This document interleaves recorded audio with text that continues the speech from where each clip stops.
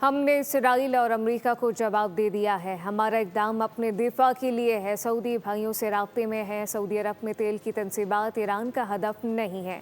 ईरानी नायब वज़ीर ख़ारजा का CNN को इंटरव्यू कहा कि हम अपनी सालमियत और ख़ुद मुख्तारी का दिफा करते रहेंगे।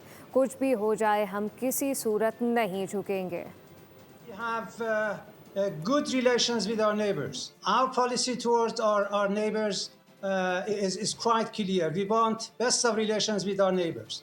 At the same time, before the aggression, we informed our neighbors that if the America or Israel engages in animosity against Iran, definitely we will be in self-defense mode, and we will target the American assets, the American military bases in the region, wherever they are located, because they are legitimate targets in accordance with Article 51 of the UN Charter.